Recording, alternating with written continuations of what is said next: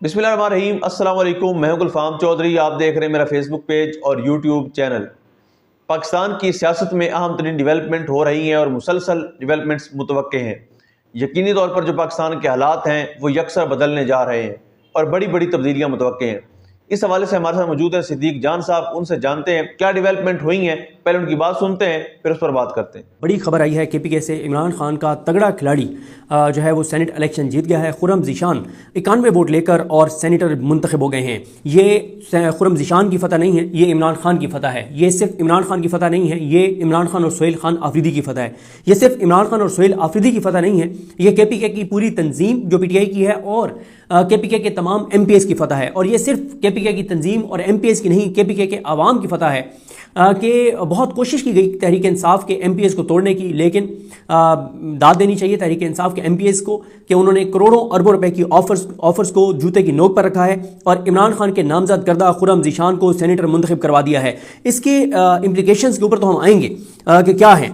और यहाँ पे शुरू में मैं एक चीज़ आपको अर्ज़ कर दूँ कि तहरीक इंसाफ के कुल 92 MPs हैं KPK असम्बली में, उनमें से 91 वोट पड़े हैं खुर्रम ज़ीशान को। अब एक का मैं अभी चेक करना चाह रहा था मीना खान आफरीदी साहब से, मेरी बात नहीं हुई, कॉल अटेंड नहीं की उन्होंने, ज़ाहिर बिजी होंगे, तो कि क्या 92 ने वोट कास्ट किया था या नहीं किया था। और दूसरा ये है कि क्या कोई एक मेंबर उनका वहाँ वोट देने के लिए नहीं आया, पाकिस्तान से बाहर है, ये पूछना था। क्योंकि इससे पहले 90 वोट जो हैं वो लिए थे उन्होंने सोहेल आफरीदी ने, 2 MPs मुल्क से बाहर थे और उस वक्त भी तहरीक इंसाफ का एक भी MPA नहीं टूटा और अब भी तहरीक इंसाफ का कोई एक भी MPA नज़र ये आ रहा है नहीं टूटा।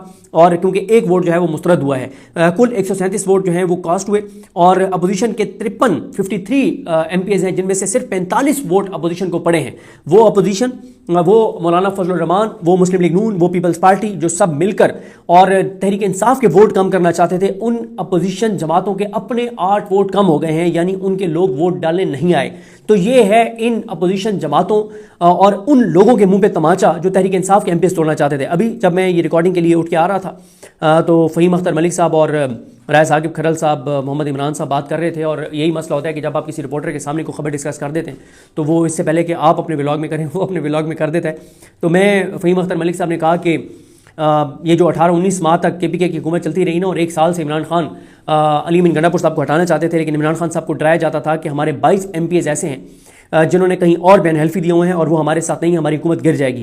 तो फ़हीम अख्तर मलिक साहब ने ये कहा, और ये खबर भी फ़हीम अख्तर मलिक साहब की थी पहले, तो उन्होंने कहा कि 2 मौके पे ये बात 2 बार गलत साबित हो चुकी है। एक सोहेल आफरीदी के इलेक्शन के मौके पे कि एक भी MPA तहरीक इंसाफ का नहीं टूटा, और दूसरा ये जो आज हुआ है ये सोहेल आफरीदी का पहला बड़ा इम्तिहान था और पहले बड़े इम्तिहान में सोहेल आफरीदी सुर्खरू हुए हैं। मैं आपको एक चीज़, इस पर डिटेल में जाने से पहले एक बड़ी इंपॉर्टेंट चीज़ है, वो मैं इस वीडियो में भी कहूँगा, अगली वीडियो में भी कहूँगा, उससे अगली वीडियो में भी कहूँगा, आज भी जो मैं वीडियोज़ करूँगा उनमें भी शुरू यहीं से करूँगा और अगली वीडियोज़ में भी यहीं से बात शुरू करूँगा। 1 नवंबर, परसों का दिन बहुत अहम है। तहरीक इंसाफ सिर्फ आज और कल के दिन पूरा जोर लगाकर, पूरी मुहिम चलाकर, और तहरीक इंसाफ 1 नवंबर को एक बड़ी फतह हासिल कर सकती है। 1 नवंबर को पाकिस्तान भर की बार कौंसल्स के इलेक्शन है और मैं आपको बता चुका हूं कि इन बार कौंसल्स के इलेक्शन की इंपॉर्टेंस यह है कि अगर तहरीक इंसाफ पंजाब बार कौंसल का इलेक्शन जीत जाती है तो एक नोटिफिकेशन के ऊपर पूरे पंजाब की अदालतों में बाइकआउट हो सकता है, हड़ताल हो सकती है। देखें, इस वक्त इमरान खान की पॉपुलैरिटी पूरे पाकिस्तान में पीक पर है और इस वक्त वकला में भी इमरान खान उतने ही पॉपुलर हैं जितने आम लोगों में पॉपुलर हैं। मसला कहां पर आ रहा है कि ILF और हामिद खान साहब के दरमियान एक इख्तिलाफ है। इंतजार हुसैन पशोता साहब कहते हैं कि ये लोग हैं जिन्होंने PTI के लिए कुर्बानियां दी हैं। हामिद खान साहब ने अलग से एक लिस्ट दे दिया है, इंतजार हुसैन पशोता साहब ने अलग लिस्ट दे दी है। इमरान खान साहब ने सलमान राजा साहब को कहा था और बैरिस्टर अली जफर साहब को, लेकिन सलमान राजा साहब ने भी कोशिश की कि हामिद खान साहब से बात करें।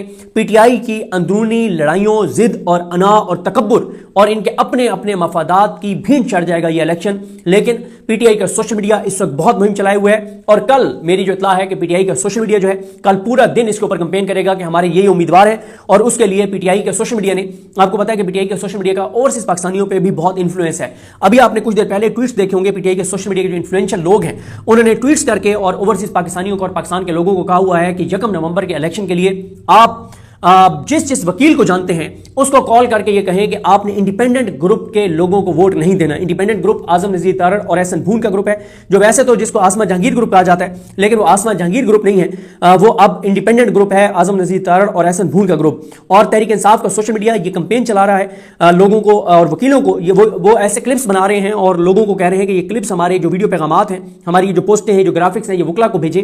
और उसमें वो एक ही बात कह रहे हैं वकीलों को कि क्या आप सानिया 26 नवंबर की हमायत करने वालों को, क्या आप सानिया मुरीद की हमायत करने वालों को वोट देना चाहते हैं? क्या आप 8 फरवरी के इलेक्शन चोरी करवाने वालों को और उनको सपोर्ट करने वालों को आप वोट देना चाहते हैं? आप 26 यानी तरमीम करवाने वालों को वोट देना चाहते हैं? तो पीटीआई का सोशल मीडिया इस वक्त बहुत मौसर कंपेन कर रहा है और वो ऐसे वीडियो पैगामात सामने ला रहे हैं जो लोगों को वो कह रहे हैं कि आप कम से कम एक वकील को ये वीडियो भेज दें और उस वकील को कहें कि अपनी जात का मत सोचो, अपने मफाद का मत सोचो कि तुम्हें कोई प्लाट मिल जाएगा, तुम्हारे पैसे बढ़ जाएंगे उस प्लाट के। वो कह रहे हैं कि आप इस चीज को मत आप वो करें, आप जो है वो इस चीज को देखें कि मुल्क के लिए क्या बेहतर है, आपके आने वाली नस्लों के लिए क्या बेहतर है, पाकिस्तान के लिए क्या बेहतर है। तो आप इंडिपेंडेंट ग्रुप को बिल्कुल वोट ना कीजिए। ये कंपेन चलाई हुई है पीटीआई के सोशल मीडिया ने। अगर तो पीटीआई का सोशल मीडिया जो कोशिश कर रहा है कि पाकिस्तान के लोग ओवरसीज पाकिस्तानी वकला को अप्रोच करें, देखें हर एक के वकील जानने वाले होते हैं। अब हम क्योंकि रिपोर्टर हैं, हमारे ज्यादा, मेरे कोई 150 वकील जानने वाले होंगे, लेकिन हर एक का कोई ना कोई एक वकील जानने वाला होता है। और जो पीटीआई का सोशल मीडिया चाह रहा है जिस तरह से कंपेन चलाना, अगर कल का पूरा दिन उनकी ये कंपेन 50% भी कामयाब हो जाती है और 25 से 30 हजार वकीलों तक भी सोशल मीडिया का ये पैगाम पहुंच जाता है कि आप इंडिपेंडेंट ग्रुप को मत सपोर्ट कीजिए, उनके उम्मीदवारों को मत वोट दीजिए। क्योंकि देखें इंडिपेंडेंट ग्रुप से मुझे वकील ने कॉल करके लाहौर से कहा, उसने कहा कि इनसे बड़े मुनाफिक ग्रुप कोई नहीं है। कहते हैं कि आप देखें कि सानिया मुरीद के ऊपर ये वो ग्रुप है जो पंजाब हुकूमत को भी सपोर्ट करता है, जो वफाकी हुकूमत को भी सपोर्ट करता है, जो इस निजाम को भी सपोर्ट करता है, जो हर इस मुल्क के अंदर होने वाले जुल्म को सपोर्ट करता है, इंसानी हकूक की हर पामाली को सपोर्ट करता है। लेकिन इंडिपेंडेंट ग्रुप के लोग जो है वो मामे चाचे बने हुए हैं सानिया मुरीद के कि हम सानिया मुरीद के खिलाफ हैं। हालांकि उस वकील ने मुझे कहा कि अगर इंडिपेंडेंट ग्रुप चाहे तो उसी दिन जस्टिस आलिया नीलम 5 रुकनी बेंच बैठा सकती थी, सानिया मुरीद के ऊपर इंक्वायरी शुरू कर सकती थी, सब कुछ कर सकती थी, कार्रवाई शुरू कर सकती थी, बहुत कुछ कर सकती थी। लेकिन उन्होंने कहा कि जो इंडिपेंडेंट ग्रुप है, जो आजम नजीर तारड़ और जो एहसन भून का ग्रुप है, ये प्रैक्टिकली अंदरूनी खाना इस हुकूमत, इस निजाम को सपोर्ट करते हैं।